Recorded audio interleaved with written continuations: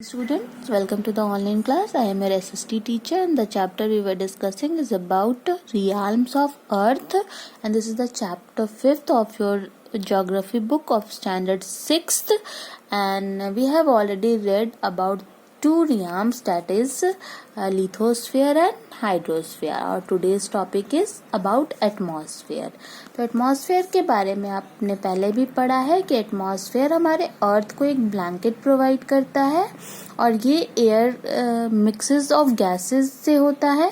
इसमें हमारा नाइट्रोजन है, ऑक्सीजन है, कार्बन डाइऑक्साइड है और सारे लिविंग ऑर्गेनिज्म ऑक्सीजन को ब्रीथ करते हैं और ब्रीथ आउट करते हैं कार्बन डाइऑक्साइड एयर में.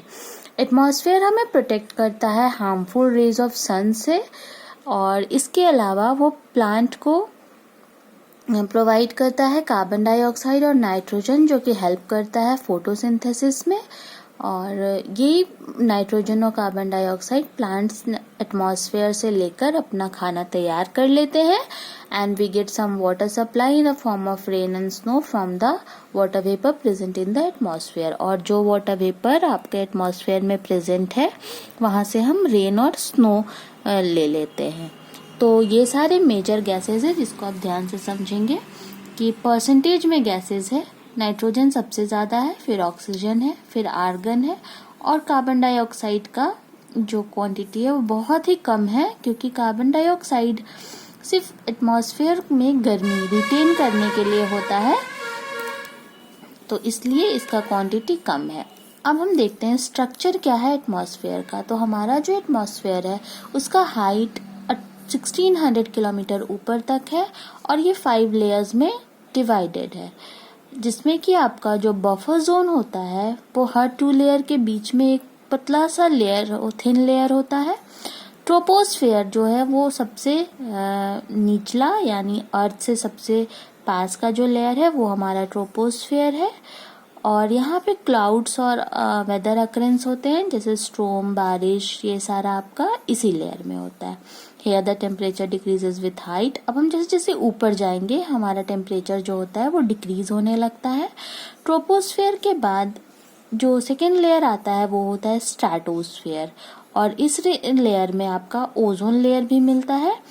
इसका काम होता है कि वो सन के से जो अल्ट्रावायलेट रेज आ रहे हैं हार्मफुल रेज उससे हमारे बॉडी को प्रोटेक्ट करता है और हमारे तक ये पहुंचने नहीं देता है. अगर ये डायरेक्ट पहुंचेगा तो हमें स्किन कैंसर और बहुत सारे आईज डिजीज भी हो सकते हैं. स्ट्रेटोस्फेयर के बाद जो नेक्स्ट का लेयर आता है वो होता है हमारा मेसोस्फेयर. तो आप समझेंगे मेसोस्फेयर ये 3rd लेयर है और हम जैसे जैसे ऊपर की ओर जाएंगे टेम्परेचर डिक्रीज होता है और हम ऊपर ऑल्टीट्यूड की तरफ बढ़ते हैं. मेसोस्फेयर में जनरली आपके मेटियोर्स और मेटेराइट्स बर्न होते हैं. इसके बाद का जो लेयर है वो है थर्मोस्फेयर. ये सबसे ही गर्म लेयर होता है और यहाँ पे जो गैसेस होते हैं वो बहुत हाई होते हैं. और लास्ट का लेयर है हमारा एग्जोस्फेयर जो कि आउटर मोस्ट लेयर होता है और ये फिर स्पेस से मिक्स हो जाता है. तो हम फर्दर नेक्स्ट क्लास में जब हम क्लास स्टैंडर्ड 7th में जाएंगे तो हम एक एक डिटेल ये सारे स्ट्रक्चर ऑफ एटमॉस्फेयर के बारे में पढ़ेंगे. फिलहाल हम यहीं तक जानते हैं कि कितना टोटल लेयर्स होते हैं. तो there are basically 5 layers of atmosphere. याद रहेगा आपको. Now our next topic will be biosphere, तो जिसके बारे में हम आज नहीं कल के टॉपिक में पढ़ेंगे. तो हम बस थोड़ा सा इसको रीड कर लेते हैं. Biosphere. These realms include all form of life on Earth. Biosphere is the zone where all the other 3 spheres, land, water and air meet.